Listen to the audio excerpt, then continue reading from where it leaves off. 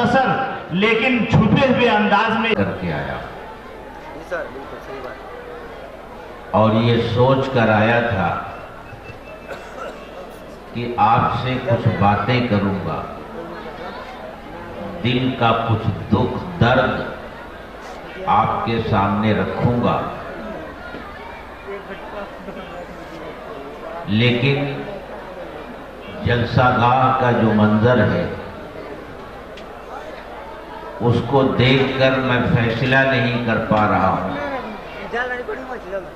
कि मुझे कुछ कहना चाहिए या नहीं कहना चाहिए।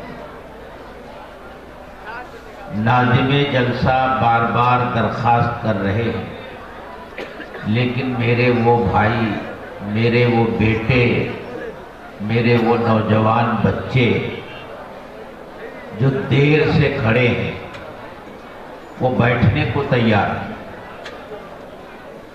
जो बैठने को तैयार ना हो उससे बात क्या की जाए और उससे क्या कहा जाए। जलसेगाह में जितने लोग हैं उसके कई गुना ज्यादा लोग बाजार में घूम फिर रहे हैं। मैं समझता हूं कि ये कोई दीनी जलसा नहीं बल्कि एक मेला है जो लगाया गया है।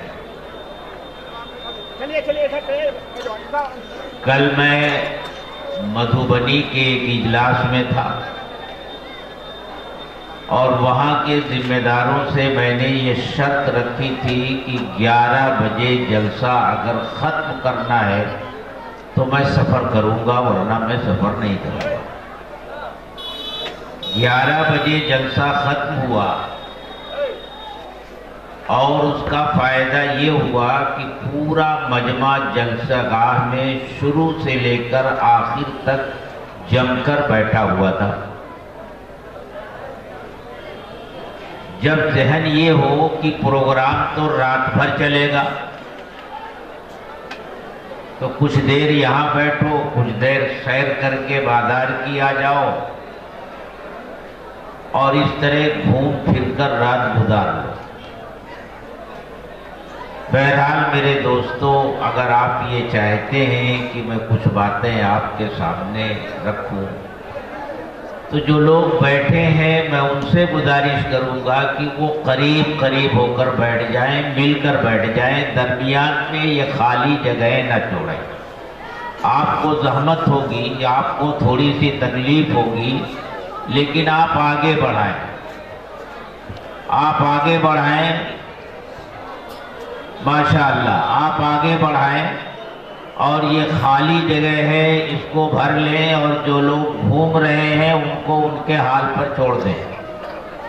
वो किसी की नहीं सुनने वाले हैं। नाज़िमे जलसा ने तो बहुत दरख्वास्तें की हर तरह से, लेकिन वो आने को तैयार नहीं है। और मैं तो समझता हूँ जो सुनने के लिए तैयार ना हो उसको सुनाने की भी ज़रूरत नहीं हुआ करती। दीन की बात उन लोगों के सामने की जानी चाहिए जो तलब रखते हैं। बेतलबों के सामने दीन की बात करना दीन की तौहीन होती है। इसलिए तो मैं अपने यहाँ भिवंडी में जब प्रोग्राम होता है, अगर लोग नहीं आते तो बाहर का माइक बंद करवा दिया करता हूँ। जितने लोग सामने होते हैं बस उतनी आवाज चाहिए। और आगे आ जाए भाई, अगर आप चाहते हैं कि मैं कुछ बातें करूं तो आप हजरात और आगे बढ़ाएं। ये जो पीछे बैठे हुए मेरे बुजुर्ग हैं, मेरे दोस्त हैं, करीब आ जाए भाई, करीब आ जाए तो कुछ बात हो सकेगी, वरना इस मुंतशिर मजमे में हम लोग बात करने के आदी नहीं है। और करीब आ जाए, मिलकर बैठ जाए।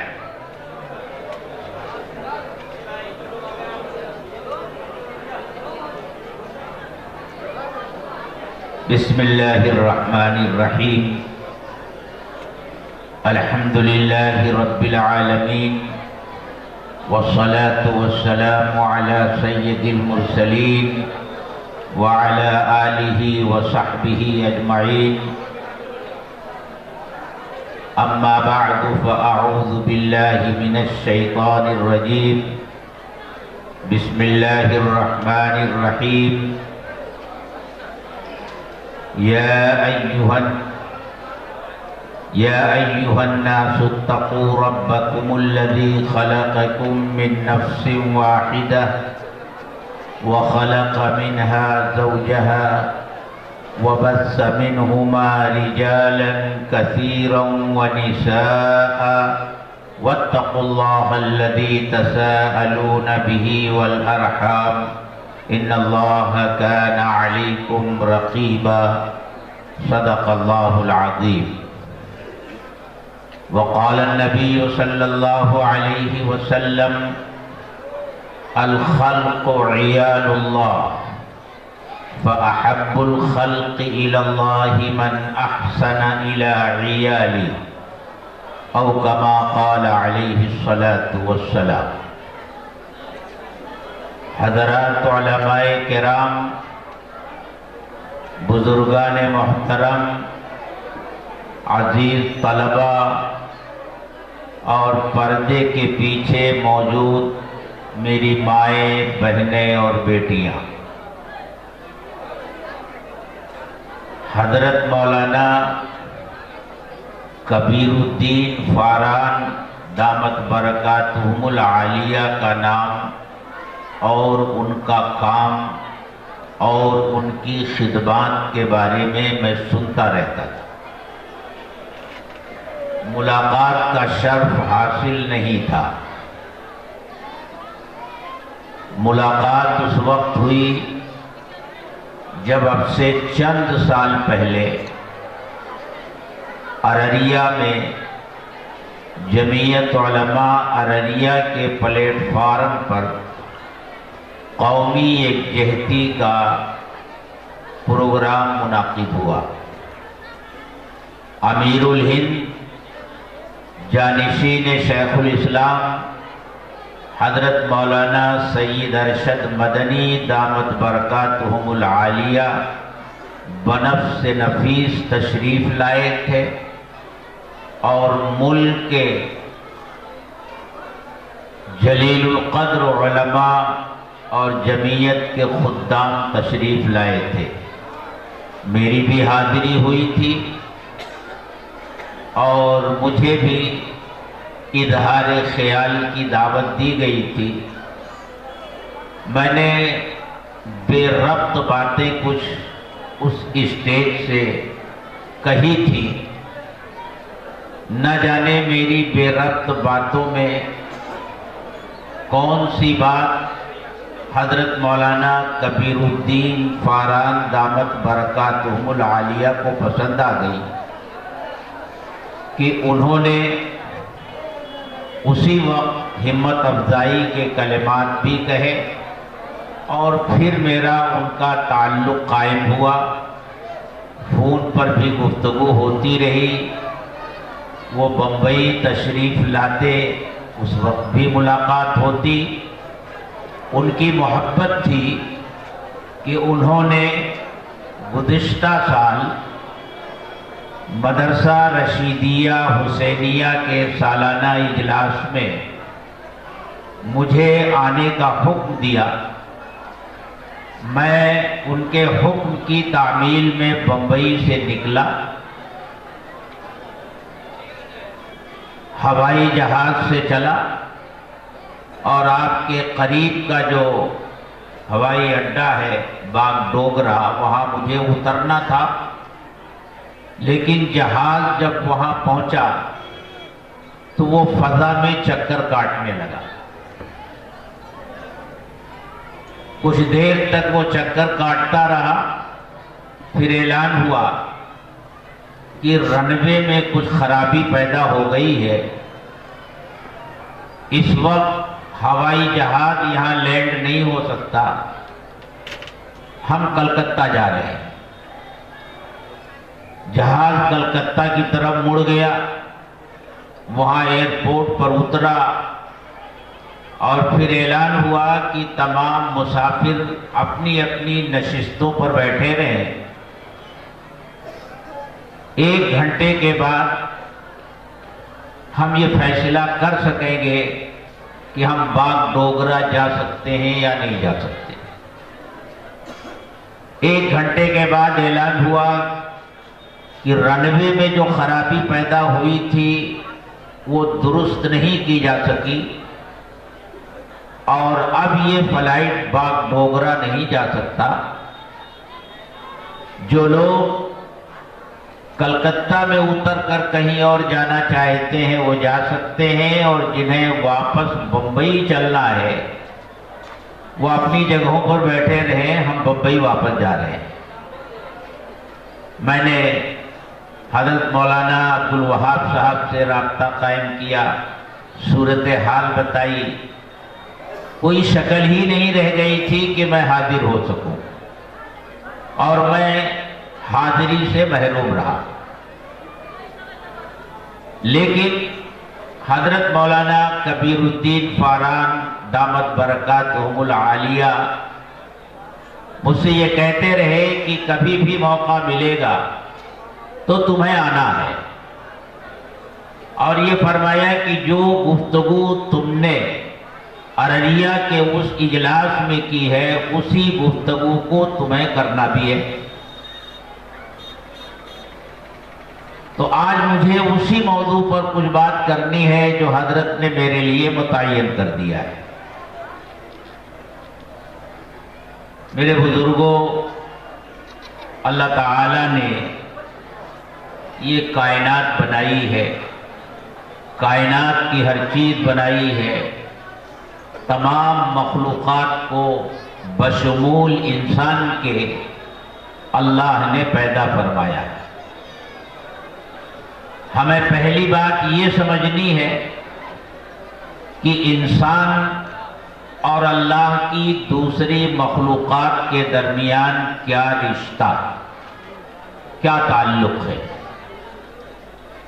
اس کے بعد دوسری بات یہ سمجھنی ہے کہ خود انسانوں کے درمیان آپس میں کیا رشتہ ہے۔ یہی 2 باتیں آج ہمیں سمجھنی ہے، لیکن گفتگو آگے کرنے سے پہلے میں یہ عرض کرنا چاہتا ہوں کہ اللہ تبارک و تعالی کو اپنی تمام مخلوقات کے ساتھ بے انتہا محبت ہے۔ اللہ اپنی مخلوق سے بہت زیادہ پیار کرتے ہیں، اتنا پیار کرتے ہیں کہ ہم اور آپ اس کا اندازہ بھی نہیں لگا سکتے۔ اللہ کے رسول صلی اللہ علیہ وسلم نے اللہ کی اس محبت کو اور اللہ کے اس تعلق کو جو اللہ کو اپنے بندوں سے ہے ایک بڑے عجیب و غریب پیرائے میں بیان فرمایا۔ ارشاد فرمایا، الخلق عیال اللہ، تمام مخلوق اللہ کا کنبہ ہے، اللہ کا خاندان ہے۔ ہم اور آپ جانتے ہیں، ہمارا ایمان ہے کہ اللہ اپنی ذات اور صفات میں یکتا ہے، اکیلا ہے۔ اس کا نہ کوئی خاندان ہے، نہ اس کا کوئی قبیلہ ہے، نہ اس کی کوئی برادری ہے، نہ اس کا کوئی باپ ہے، نہ اس کا کوئی بیٹا ہے۔ وہ احد ہے، صمد ہے، لم یلد ہے ولم یولد ہے۔ یہ اللہ کی ذات ہے۔ تو پھر اس کا کیا مطلب ہے کہ اللہ کی مخلوق اللہ کا کنبہ ہے۔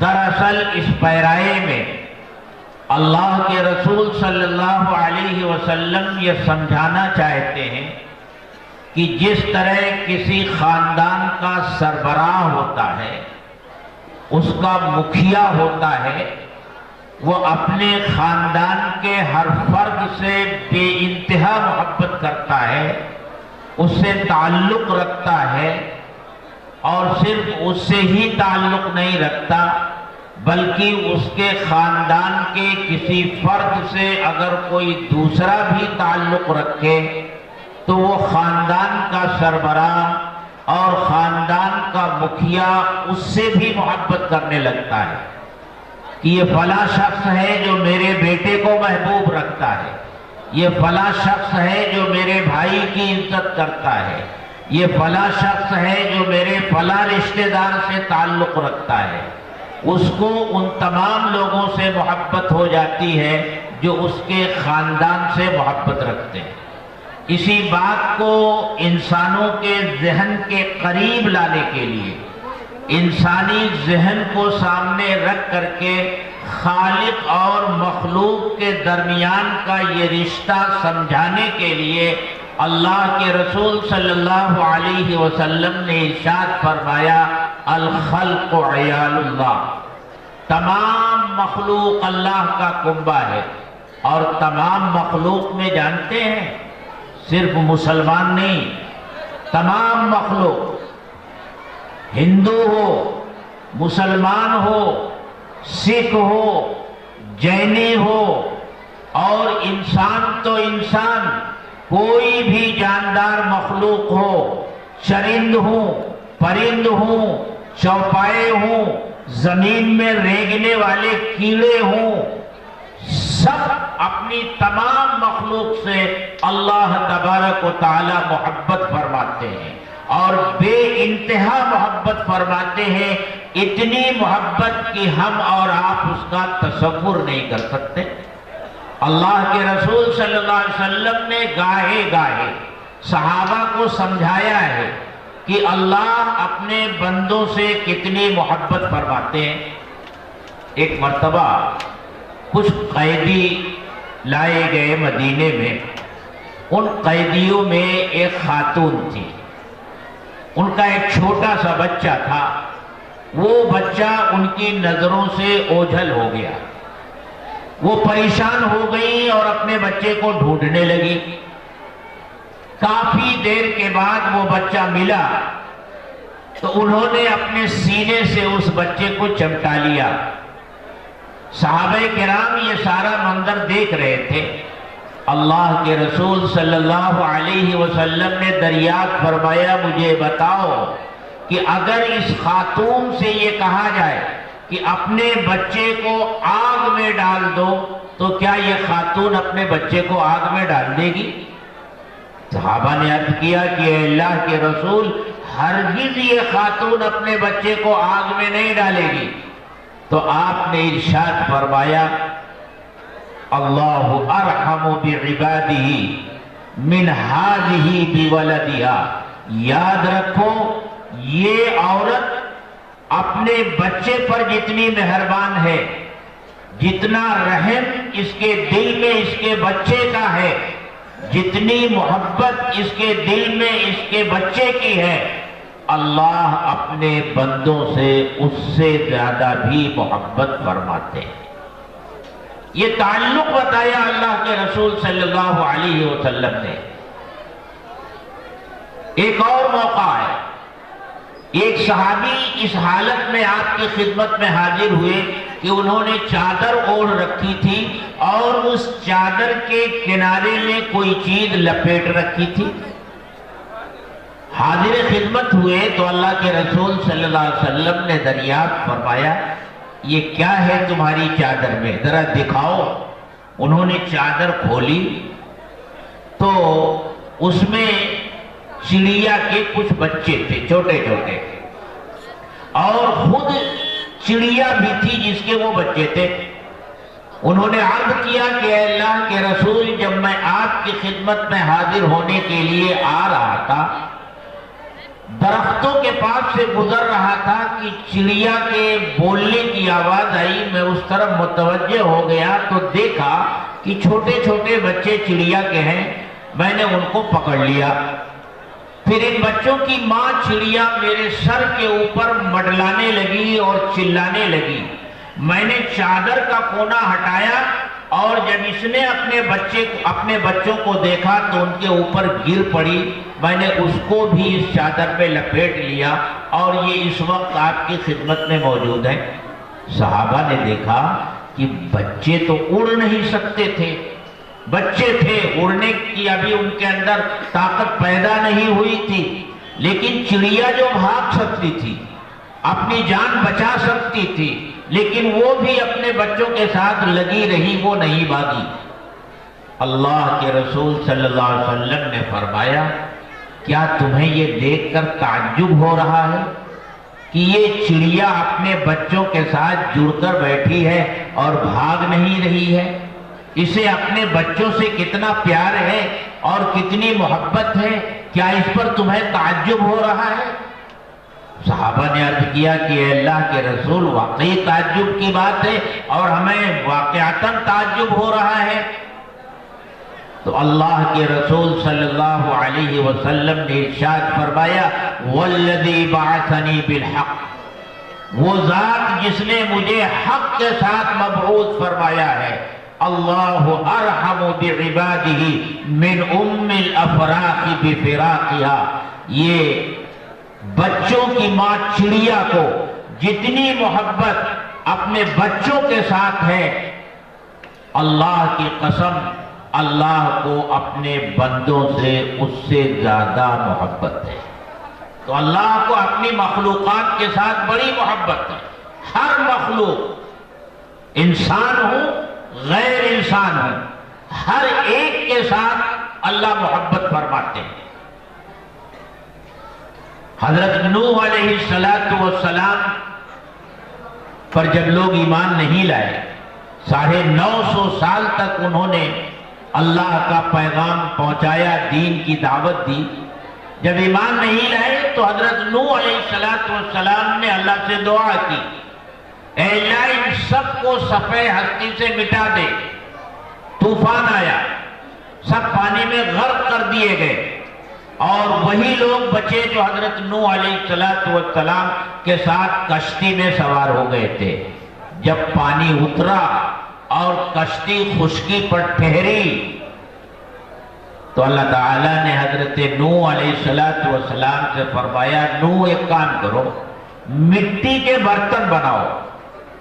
حضرت نوح علیہ السلام نے مٹی کے برتن بنانے شروع کیے، بناتے گئے، ارشاد ہوا اور بناؤ، بناتے گئے، ارشاد ہوا اور بناؤ۔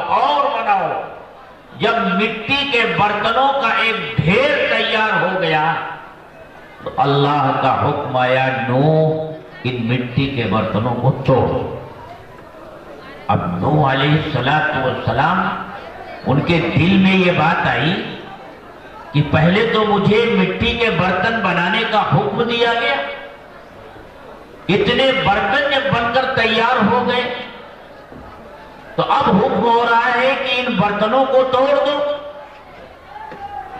اللہ تعالیٰ تو علیم بذات الصدور ہے، دلوں میں جو بات آتی ہے اللہ تعالیٰ اس کو بھی جانتے ہیں۔ وہی آئی نوح تم نے مٹی کے کچے برتن بنائے اور ان کو توڑتے ہوئے تمہیں اتنا دکھ ہو رہا ہے، تم سوچو اتنے انسان تھے جو ایمان نہیں لائے تھے، لیکن تھے تو وہ میرے بندے ہی، ان کو پانی میں غرق کر دیا گیا۔ اس سے اندازہ ہوتا ہے کہ اللہ تبارک و تعالیٰ کو اپنے ہر بندے سے محبت ہے، اپنی ہر مخلوق سے محبت ہے، اور جو اللہ کی مخلوق سے محبت کرتے ہیں اللہ ان سے بھی محبت کرتا ہے۔ اب آئیے ہم یہ دیکھیں کہ انسان جو اشرف المخلوقات ہے اس کے اور اللہ کی دوسری مخلوقات کے درمیان رشتہ کیا ہے، تعلق کیا ہے؟ تو یہ رشتہ خادم اور مخدوم کا رشتہ۔ پوری کائنات اور اس کی ہر چیز انسان کی خادم ہے، انسان مخدوم ہے۔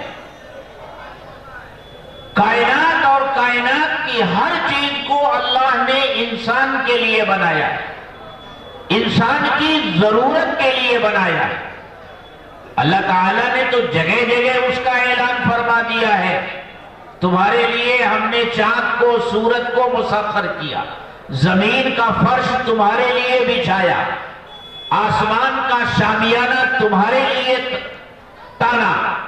فرمایا هو الذی خلق لکم ما فی الارض جميعا، اللہ وہ ہے جس نے تمہارے لیے پیدا کیا ہے جو کچھ زمین اور آسمان میں۔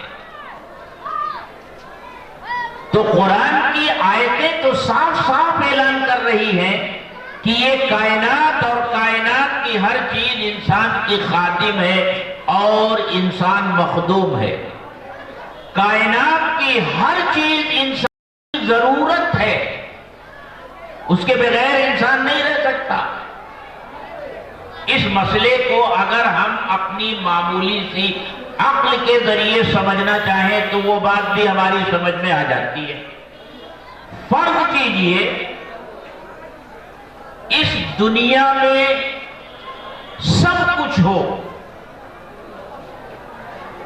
زمین ہو، آسمان ہو، زمین اور آسمان کے درمیان جتنی مخلوقات ہیں وہ سب موجود ہوں اور انسان نہ رہے تو کیا فرق پڑے گا؟ زمین پھٹ جائے گی، آسمان گر جائے گا، ستارے بے نور ہو جائیں گے، سورج بے روشنی کے ہو جائے گا،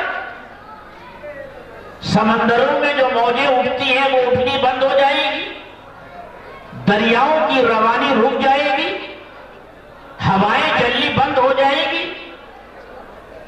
کچھ نہیں ہوگا، سب موجود رہے گا۔ اس سے پتا چلا کہ انسان کے بغیر بھی یہ دنیا اور دنیا کی ہر چیز رہ سکتی ہے۔ دوسرے رخ پر دیکھیے، اگر یہ زمین نہ ہو تو انسان رہے گا کہاں؟ ہوا نہ ہو تو انسان زندہ کیسے رہے گا؟ سورج کی روشنی نہ ہو تو انسان کو توانائی کہاں سے ملے گی؟ چاند اور اس کی روشنی نہ ہو تو انسان کی رہنمائی کیسے ہوگی اور ہڈیوں میں گودا اور پھلوں میں رس کیسے پیدا ہوگا؟ پانی نہ ہو تو انسان بغیر پانی کے کیسے زندہ رہے گا؟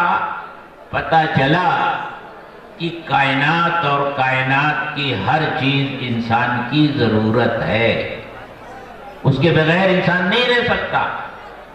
تو یہ پوری کائنات اور اس کائنات کی ہر چیز انسان کی خادم ہے اور انسان مخدوم ہے۔ آپ سوچ رہے ہوں گے اور بہت سے سوچنے والوں نے پہلے بھی سوچا ہے اور اپنی عقل کے گھوڑے دوڑانے کی کوشش کی ہے کہ بھائی ٹھیک ہے، یہ تو سمجھ میں آتا ہے کہ زمین کے بغیر ہم نہیں رہ سکتے، ہماری ضرورت ہے، آسمان ہماری ضرورت ہے، سورج ہماری ضرورت ہے، چاند ہماری ضرورت ہے، ہوا پانی ہماری ضرورت ہے، جنگلات، صحرا اور پہاڑ یہ سب ہماری ضرورت ہے۔ لیکن کچھ چیزیں ایسی ہیں جن کے بارے میں سمجھ میں نہیں آتا کہ یہ ہماری ضرورت کیسے ہے، بلکہ وہ تو ہماری جان کے دشمن ہے۔ شیر ہے، چیتا ہے، بھیڑیا ہے، انسان کو پائے تو پھاڑ کھائے، سانپ ہے انسان کو ڈس لے تو وہ ختم ہو جائے، بچھو ڈنگ مار دے تو پورے جسم میں زہر پھیل جائے۔ یہ زمین میں ریگنے والے کیڑے مکوڑے، یہ گندگیوں میں رہنے والے کیڑے، یہ ہمارے کس کام کے ہیں؟ ہماری کس ضرورت کے لیے؟ بات سمجھ میں نہیں آتی۔ تو ایک سچا مومن تو یہ یقین رکھتا ہے کہ جب اللہ نے کہہ دیا کہ یہ سب تمہارے لیے ہیں تو وہ ایمان رکھتا ہے کہ یہ سب ہمارے لیے ہی ہے، ہماری سمجھ میں آئے یا سمجھ میں نہ آئے۔ لیکن کبھی کبھی اللہ تبارک و تعالی انسانوں کو سمجھانے کے لیے ایسے واقعات کو وجود میں لاتے ہیں کہ انسان کی سمجھ میں آ جائے کہ ساری چیز اسی کے لیے پیدا کی گئی ہے اور اسی کی خدمت کے لیے پیدا کی گئی ہے۔ ایک مشہور کتاب ہے حیات الحیوان نام کی، اس میں علامہ دمیری جو اس کے مصنف ہیں انہوں نے ایک واقعہ لکھا ہے کہ ایک شخص بیمار ہوا، اس کو پھوڑا نکلا، اس نے علاج کرانا شروع کیا، لیکن جو علاج کرواتا گیا پھوڑا بگڑتا گیا، یہاں تک کہ وہ لا علاج ہو گیا، یہ بستر پر پڑ گیا، اٹھنے بیٹھنے کے لائق نہیں رہ گیا، اب اپنی سانسیں گلنے لگا اور گھر والے بھی اس کی زندگی سے مایوس ہو گئے۔ ایک دن ایک آواز اس کے کان میں پڑی، جو گھر کے قریب کی گلی سے گزر رہا تھا ایک شخص، اور یہ آواز لگا رہا تھا کہ پھوڑے پھنسی کا علاج کرا لو۔ اس نے سنا تو گھر والوں سے کہا اس کو بلاؤ۔ گھر والے ہنسے اور کہنے لگے بڑے بڑے حکیموں کا علاج کیا کوئی فائدہ نہیں ہوا، یہ سڑک چاپ حکیم کیا علاج کرے گا؟ اس نے کہا بلانے میں کیا حرج ہے، بلا لو۔ بلایا گیا، وہ آیا، اس حکیم نے پھوڑا دیکھا، معائنہ کرنے کے بعد اس نے جو بات کہی تو گھر والے تو ہنس ہنس کر لوٹ پوٹ ہو گئے کہ ہم تو پہلے کہتے تھے کہ یہ سڑک چھاپ حکیم کیا کرے گا۔ حکیم نے کہا گوبریلا لاؤ۔ گوبریلا جانتے ہیں آپ؟ کسان ہیں، جانور پالتے ہیں، گوبر ہوتا ہے، گوبر میں ایک کیڑا ہوتا ہے، کیڑا جو گوبر ہی کھاتا ہے، گوبر ہی اس کی زندگی ہے اور گوبر ہی کی طرح اس میں بدبو بھی ہوتی ہے۔ حکیم نے کہا وہ کیڑا لے آؤ۔ اب گھر والے تو ایک دوسرے کا منہ دیکھنے لگے، ہنسنے لگے، مسکرانے لگے، لیکن یہ جو بیمار شخص تھا اس کے چہرے پر رونق آ گئی اور اس نے گھر والوں سے کہا کہ میرا علاج دریافت ہو گیا، وہ کیڑا لایا جائے۔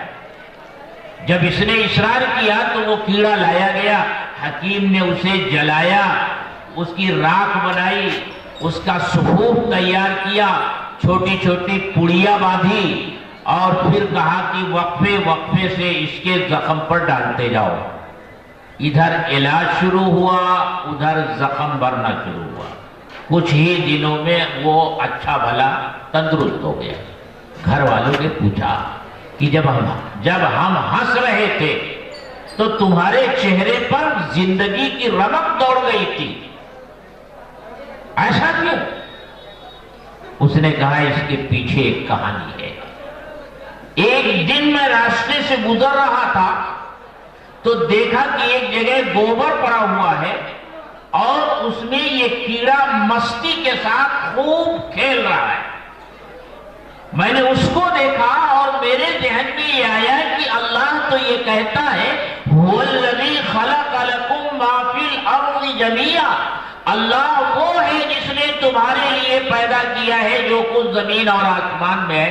بھلا اس گندے کیڑے کو اللہ نے میرے کس کام کے لیے پیدا کیا؟ یہ میرے کس کام کا ہے؟ یہ میری کون سی ضرورت پوری کرے گا؟ بس میرے دل میں یہ شبہ پیدا ہو گیا۔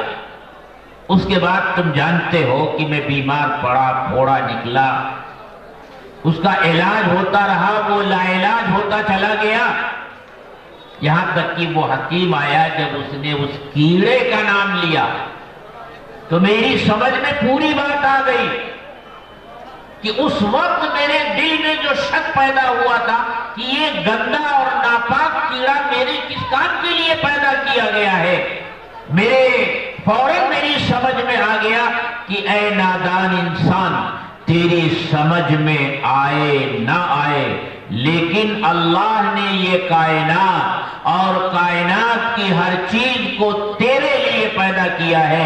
هُوَ الَّذِي خَلَقَ لَكُم مَّا فِي الْأَرْضِ جَمِيعًا، اللہ وہ ہے جس نے تمہارے لیے پیدا کیا ہے جو کچھ زمین اور آسمان میں۔ اسی طرح کا ایک دوسرا واقعہ ہے. ایک بزرگ ہیں، وہ فرماتے ہیں کہ میں دریا کے کنارے بیٹھا ہوا تھا اور اپنے اوراد اور اشغال میں مشغول تھا کہ مجھے ایسا محسوس ہوا کہ میرے آس پاس میں کوئی چیز حرکت کر رہی ہے. میں نے غور کیا، ادھر ادھر دیکھا تو ایک بڑا بچھو بے چینی کے ساتھ دریا کے کنارے ادھر سے ادھر دوڑ رہا. پھر پانی میں ہلچل پیدا ہونی شروع ہوئی، پانی ہلنے لگا، اور پھر میں نے جب اس پر نظر ڈالی تو دیکھا کوئی سخت چیز پانی کی سطح پر ابھر کر آ گئی ہے. میں نے غور کیا تو دیکھا کہ وہ بہت بڑا کچھوا ہے. وہ کنارے آیا، بچھو جہاں تھا اس کے کنارے لگ گیا اور بچھو نے چھلانگ لگائی اور وہ کچھوے کے اوپر بیٹھ گیا، اور کچھوا دریا کے دوسرے کنارے کی طرف تیزی سے تیرنے لگا. میرے دل میں بات آئی کہ ہو نہ ہو یہ اللہ نے کسی کام پر اس کچھوے کو اور اس بچھی کو اور اس بچھو کو معمور کیا ہے، دیکھنا چاہیے. وہ بھی پانی میں اتر گئے. کچھوا دوسرے کنارے لگا اور پھر بچھو نے چھلانگ لگائی اور ایک سمت دوڑنے لگا. پیچھے پیچھے یہ دیکھ رہے ہیں. جب کچھ دور تک وہ بچھو گیا اور اس کے بعد انہوں نے جو منظر دیکھا، فرماتے ہیں میرے تو رونگٹے کھڑے ہو گئے، پیروں کے نیچے سے زمین نکل گئی. میں نے دیکھا کہ ایک درخت ہے سائے دار، ایک شخص گہری نیند اس درخت کے نیچے سو رہا ہے. ایک نہایت ہی زہریلا سانپ اس آدمی کو ڈسنے کے لیے آگے بڑھ رہا ہے، اور جیسے جیسے وہ سانپ اس آدمی کے قریب پہنچ رہا ہے، بچھو کے بھاگنے میں تیزی پیدا ہو رہی ہے، یہاں تک کہ وہ سانپ اس کے بالکل قریب ہو گیا اور بچھو کچھ دور رہ گیا تھا. سانپ نے اپنا پھن اٹھایا اس کو ڈسنے کے لیے. بچھو نے دور سے چھلانگ لگائی اور اس سانپ کے پھن نے ایسا ڈنک مارا کہ سانپ فوراً مردہ ہو کر گر گیا. اس بچھو کے ذریعے اللہ نے اس سوئے ہوئے انسان کی زندگی بچائی. سچ ہے، هو الذی خلق لکم ما فی الارض جمیعا. اللہ وہ ہے جس نے تمہارے لیے بنایا ہے جو کچھ اس زمین اور آسمان میں ہے. تم اس کائنات کے مخدوم ہو، پوری کائنات تمہاری خادم ہے، انسانوں کی خادم ہے. یہ ایک رشتہ ہے انسان اور دوسری مخلوقات کے درمیان کا.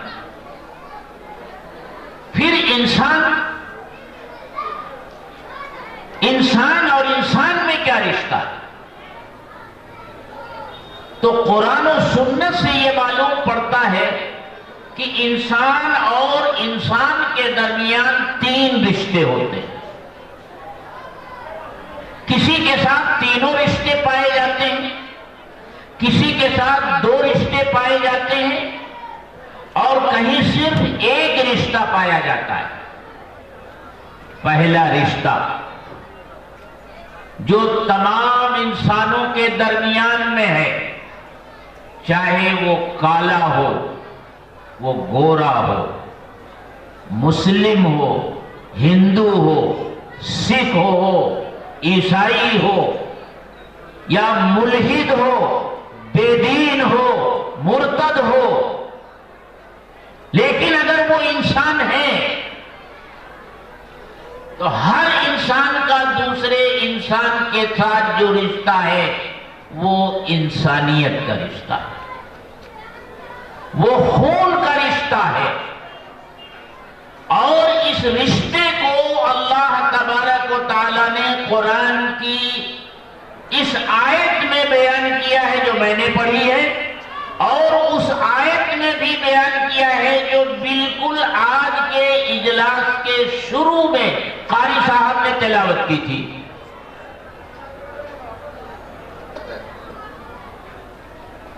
اللہ تعالیٰ کیا فرماتے؟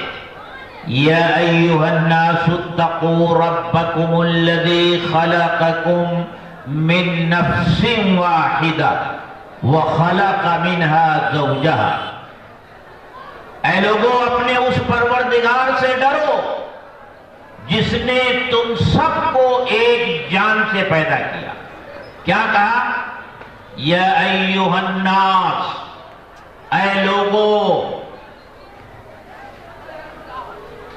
اے انسانوں، کسی بھی دھرم سے تعلق ہے تمہارا، کسی بھی مذہب سے تعلق ہے تمہارا، کسی بھی ذات اور برادری سے تعلق ہے تمہارا، تم کالے ہو، گورے ہو، یورپ کے ہو، افریقہ کے ہو، امریکہ کے ہو، ایشیا کے ہو، اے انسانوں، تم سب کو اللہ نے ایک جان سے پیدا کیا اور اسی سے اس کا جوڑا پیدا کیا۔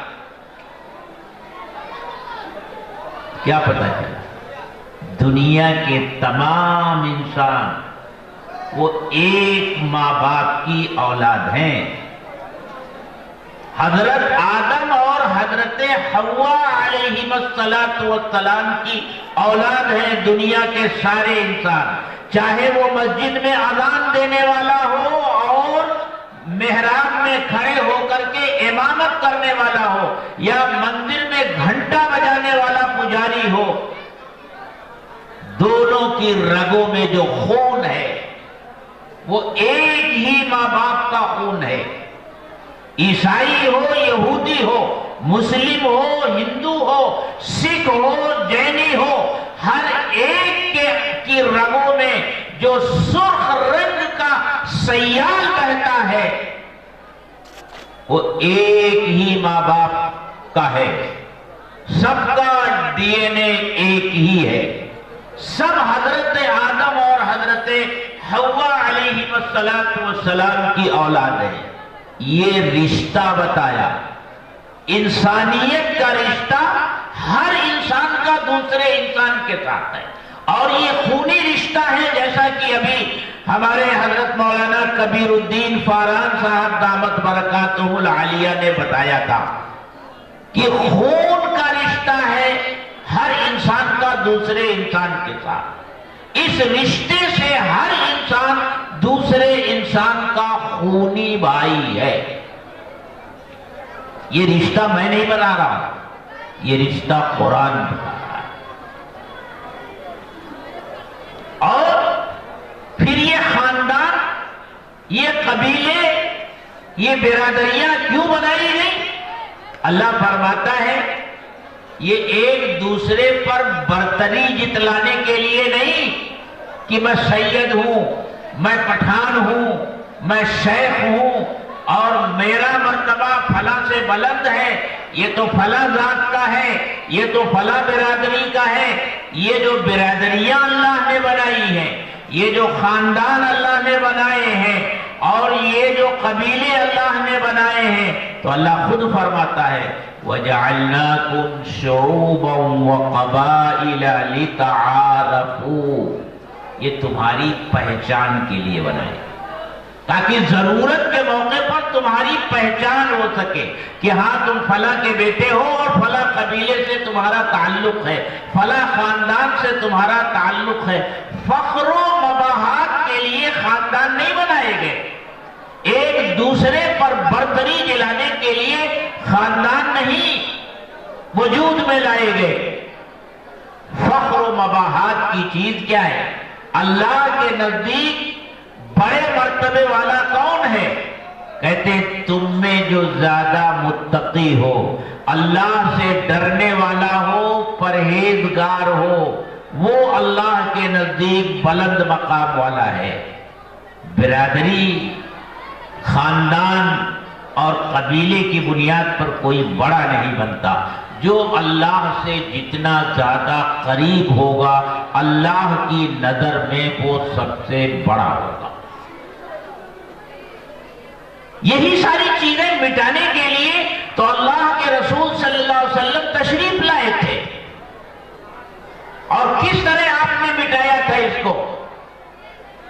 مکہ جب فتح ہوا، مکہ جب فتح ہوا اور نماز کا وقت ہوا، اللہ کے رسول صلی اللہ علیہ وسلم نے حضرت بلال رضی اللہ تعالی عنہ سے فرمایا، بلال کعبے کی چھت پر چڑھ جاؤ اور اذان دو۔ حضرت بلال کعبے کی چھت پر کھڑے ہو کر کے اذان دے رہے ہیں۔ یہ کون بلال ہیں؟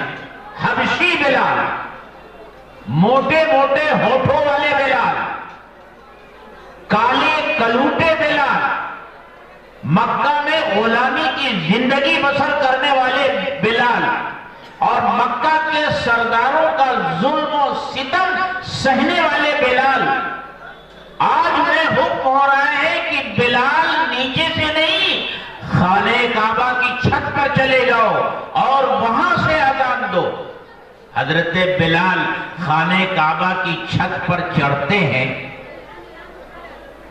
اور اذان شروع کرتے ہیں تو مکہ کے وہ بڑے بڑے سردار جو اب تک ایمان نہیں لائے تھے وہاں موجود تھے۔ بڑی عجیب نظروں سے انہوں نے دیکھا۔ کسی نے تو یہ کہا کہ اچھا ہوا میرا باپ یہ منظر دیکھنے سے پہلے مر گیا کہ ایک کالا کلوٹا کعبے کی چھت پر کھڑے ہو کر کے اذان دے رہا ہے۔ کسی نے کہا کہ محمد کے ساتھ اور کوئی نہیں ہے، یہی کالا کوا ہے جس کو محمد نے اوپر بڑھا دیا۔ ابو سفیان نے کہا میں کچھ نہیں کہوں گا، میں اگر کہوں گا تو یہاں کی کنکریاں بھی جا کر محمد کو بتا دیں گی کہ ابو سفیان نے ایسا ایسا کہا ہے۔ اللہ کے رسول صلی اللہ علیہ وسلم کے پاس وحی آئی اور یہی آیت نازل ہوئی جس میں کہا گیا وَجَعَلْنَاكُمْ شُعُوبًا کہ اے لوگوں ہم نے تمہیں ایک ماں ایک باپ سے پیدا کیا اور تمہیں جو قبیلوں میں اور خاندانوں میں ہم نے بانٹا ہے وہ اس لیے تاکہ ایک دوسرے کو پہچان سکو۔ یہ فضیلت اور برتری کی چیز نہیں ہے، فضیلت اور برتری کی چیز تو تقویٰ ہے۔ جو متقی بندہ ہوتا ہے وہ اللہ کو محبوب ہوتا ہے۔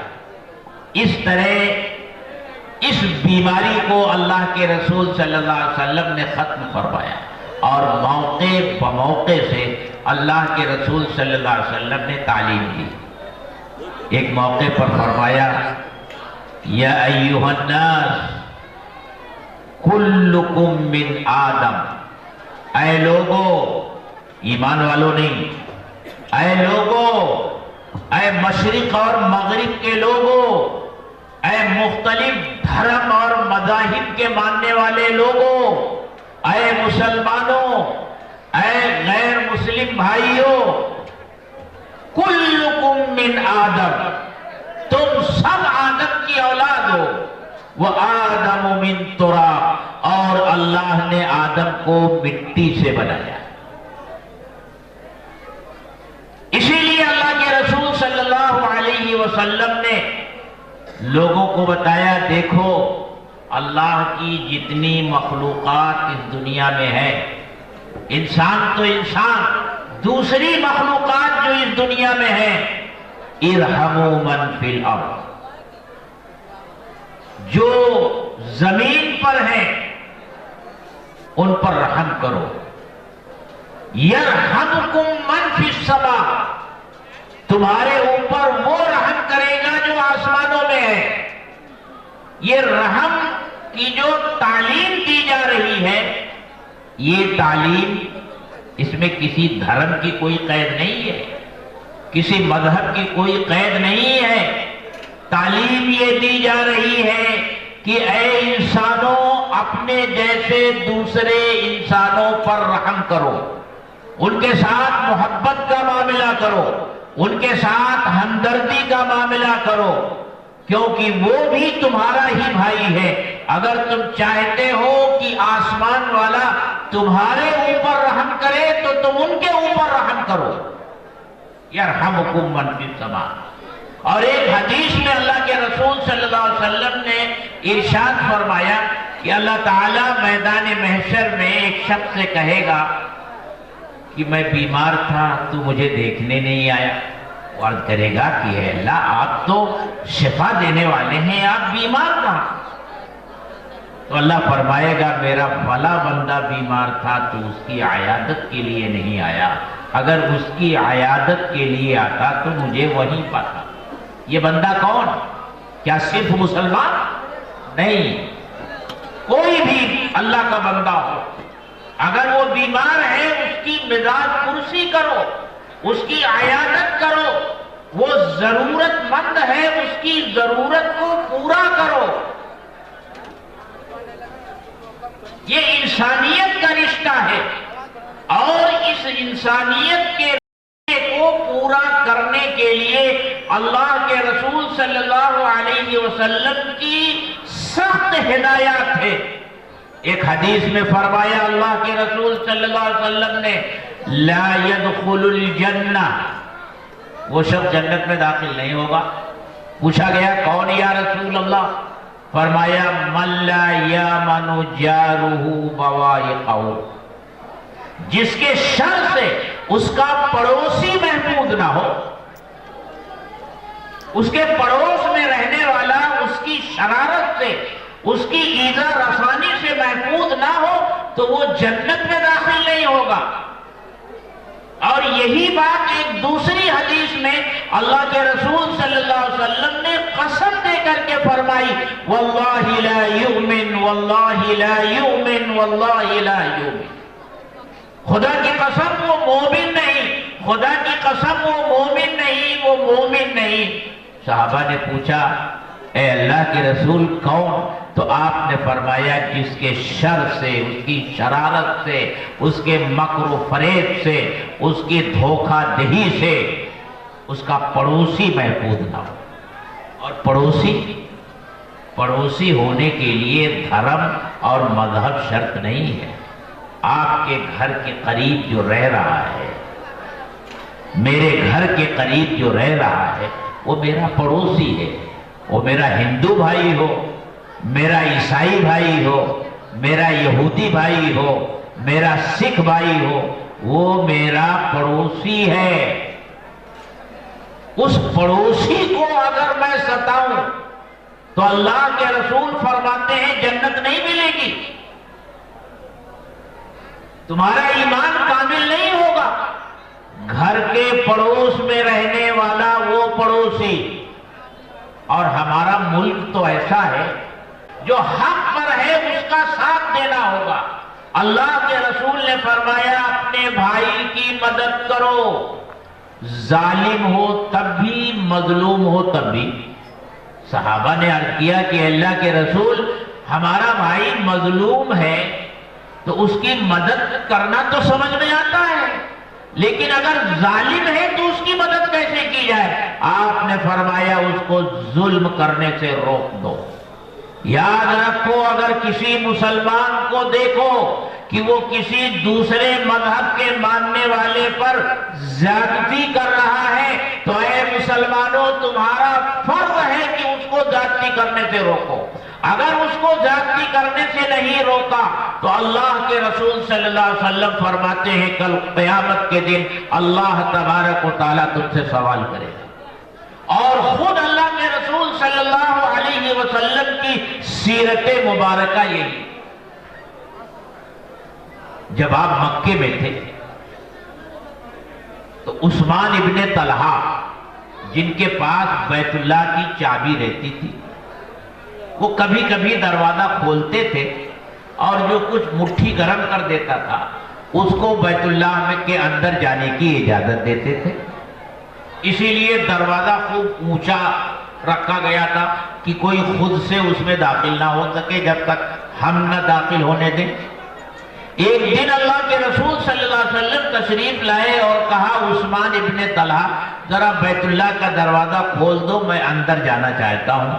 عثمان ابن طلحہ نے کہا نہیں، تمہارے لیے دروازہ نہیں کھلے گا، تم ہمارے معبودوں کو برا بھلا کہتے ہو اور یہ چاہتے ہو کہ میں تمہارے لیے بیت اللہ کا دروازہ کھول دوں، دروازہ نہیں کھلے گا. اللہ کے رسول صلی اللہ علیہ وسلم نے فرمایا عثمان ایک دن آئے گا کہ یہ چابی میرے ہاتھ میں ہوگی اور میں جسے چاہوں گا دوں گا۔ عثمان ابن طلحہ نے کہا کیا قریش اس دن ذلیل اور خوار ہو چکے ہوں گے؟ آپ نے ارشاد فرمایا نہیں، ذلیل اور خوار نہیں ہوئے ہوں گے، بلکہ اس دن اللہ انہیں جو عزت عطا فرمائے گا وہ کبھی نہیں ملی ہوگی۔ مکہ فتح ہوا، اللہ کے رسول صلی اللہ علیہ وسلم خانہ کعبہ میں داخل ہونا چاہتے، فرماتے ہیں عثمان کو ڈھونڈو، کہاں ہے؟ چابی لاؤ۔ حضرت عثمان سے چابی لائی گئی۔ اس وقت یہ عثمان ابن طلحہ تھے، ایمان نہیں لائے تھے، عثمان ابن طلحہ تھے۔ چابی ان سے لائی گئی، اللہ کے رسول صلی اللہ علیہ وسلم اندر داخل ہوئے۔ اور سوچو اونچ نیچ کو اللہ تعالی، اللہ کے رسول نے کس طرح ختم فرمایا۔ بیت اللہ میں داخل ہونا کوئی معمولی موقع نہیں تھا۔ اس داخلے کے وقت آپ کے ساتھ کون ہے؟ حضرت ابو بکر نہیں ہے، حضرت عمر بھی نہیں ہے، عثمان بھی نہیں ہے، علی بھی نہیں ہے، یہی بلال ہے، بلال حبشی ہے، اور آزاد کردہ غلام کے بیٹے اسامہ بن زید ہیں۔ ان دونوں کو لے کر آپ خانہ کعبہ کے اندر داخل ہوئے۔ پھر جب باہر آئے، چابی آپ کے ہاتھ میں ہے، حضرت علی رضی اللہ تعالیٰ عنہ چاہتے ہیں چابی مجھے مل جائے، حضرت عباس رضی اللہ تعالیٰ عنہ چاہتے ہیں چابی مجھے مل جائے، لیکن اوپر سے آسمان سے وحی آ رہی ہے۔ اللہ تعالیٰ فرماتا ہے ان اللہ یامرکم ان تؤدوا الامانات الی اہلھا، اللہ تمہیں حکم دیتا ہے کہ تم امانتیں جن کی ہیں ان کو دے دو۔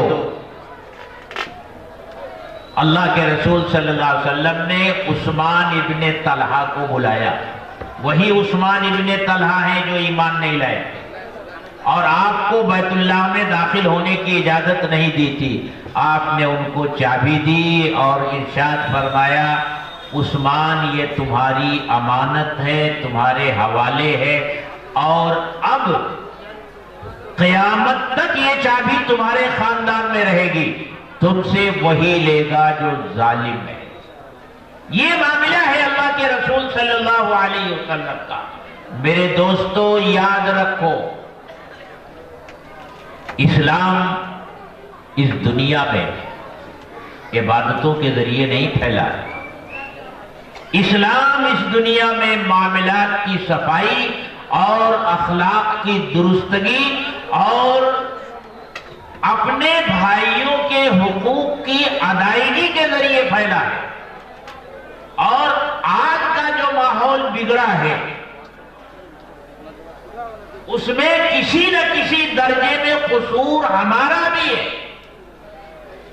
جو اسلامی تعلیمات ہیں، جو اسلامی ہدایات ہیں کہ ہم اپنے بھائیوں کے ساتھ کس طرح کا برتاؤ، کس طرح کا سلوک کریں، ان کے ساتھ کس طرح پیش آئیں، کس طرح کی ہمدردی اور محبت کا معاملہ ان کے ساتھ کریں، ہم نے وہ روش بدل ڈالی۔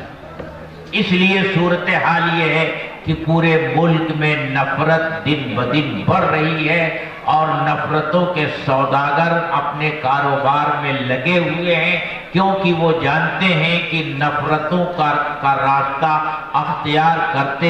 اختیار کرنے سے ہی وہ اقتدار کی کرسی تک پہنچ سکتے ہیں اور اس پر قابض رہ سکتے ہیں، اس لیے وہ ایسا کر رہے ہیں۔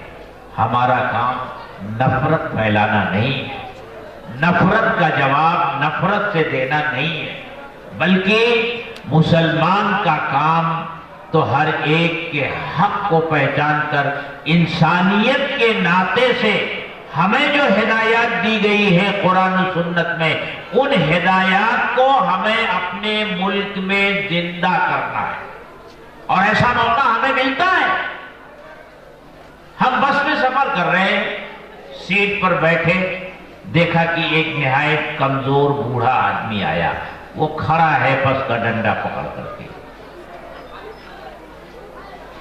اس غریب کے ساتھ ہمدردی اور محبت کا سلوک کرنے کا ہمیں اسلام حکم دیتا ہے۔ وہ غریب کس دھرم کا ہے، کس مذہب کا ہے، اس سے کوئی سروکار نہیں۔ ہم کھڑے ہو سکتے ہیں، اس کو جگہ دے سکتے ہیں۔ اس طرح کا ماحول اگر ملک میں پیدا کیا جائے گا تو انشاءاللہ یہ نفرت کے جو سوداگر ہیں یہ کبھی کامیاب نہیں ہو سکیں گے۔ میرے دوستو یاد رکھو کہ نفرت کے جواب میں اگر نفرت کی جائے گی تو نفرت کی آگ کبھی نہیں بجھے گی۔ نفرت کی آگ کو اگر بجھانا ہے تو محبت کا پانی ڈالنا پڑے گا۔ محبت ہی سے ہمارے ملک میں امن و امان قائم ہوگا۔ آپ سوچتے ہوں گے اور خاص طور سے ہمارے نوجوانوں کے اندر جو جذبات ہیں، ان کا گرم خون ہے، وہ سوال کرتے ہیں آخر کب تک؟ آخر کب تک؟ میرے دوستو یہ سوال تم علماء سے کر رہے ہو، آخر کب تک؟ سیرت کیوں نہیں پڑھتے؟ اللہ کے رسول صلی اللہ علیہ وسلم کو طائف کے بازار میں کس طرح اذیت دی گئی، پتھر برسائے گئے، گالیاں دی گئی، جوتے خون سے بھر گئے، اور جب فرشتہ حاضر ہوا جو پہاڑوں پر ہے کہ اے محمد میرے رب کا حکم ہے، اگر آپ اجازت دیں تو ان دونوں پہاڑوں کو جو طائف کے دونوں طرف ہیں ایک دوسرے میں ملا دیا جائے اور اس پوری بستی کا سرما بنا دیا جائے۔ آپ نے فرمایا میں رحمت بنا کر کے بھیجا گیا ہوں، مجھے امید ہے کہ ان کے آنے والی نسلوں میں ایسے لوگ پیدا ہوں گے جو دین کا پرچم اٹھائیں۔ وہ حج کا میدان ہے، 70 صحابہ شہید ہو چکے ہیں، خود آپ زخمی ہیں، دندان مبارک شہید ہو چکے ہیں، خوف کی کڑیاں رخسار میں گھس گئی ہیں، ان کو نکالا گیا تو خون رک نہیں رہا ہے۔ عرض کیا گیا آقا ان کے لیے بددعا کر دیجئے، یہ کیسے راہیاب ہو سکیں گے جو اپنے نبی کا خون بہاتے ہیں؟ آپ نے فرمایا اللہم اہد قومی فإنہم لا یعلمون، اے اللہ میری قوم کو ہدایت دے، یہ ناسمجھ ہیں، جانتے نہیں ہیں۔ تم سوال کرتے ہو کب تک؟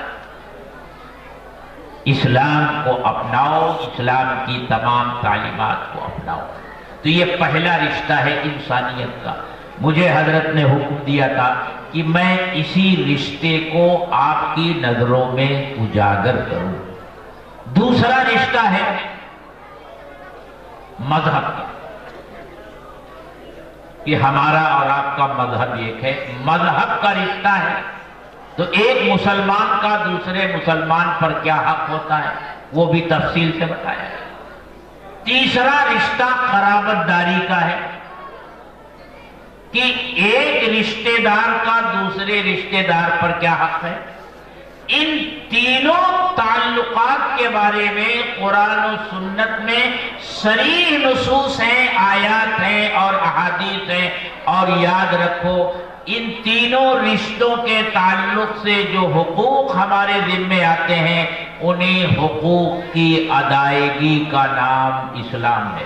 میں اگر ایک لفظ میں اسلام اپنے کسی بھائی کو سمجھانے کی کوشش کروں تو یہی کہوں گا جو حق ہے ہمارے اوپر کسی کا بھی، اللہ کا، رسول کا، قرآن کا، اپنے جیسے کسی بھائی کا، اپنے کسی رشتہ دار کا، اپنے کسی قرابت دار کا، خود اپنی ذات کا اپنے اوپر جو حق ہے، اپنے گھر والوں کا جو اپنے اوپر حق ہے، اس حق کو ادا کرنے والا جو بن جائے وہ سچا پکا مسلمان ہے۔ اللہ تعالی ہم سب کو سمجھ عطا فرمائے۔ وآخر دعوانا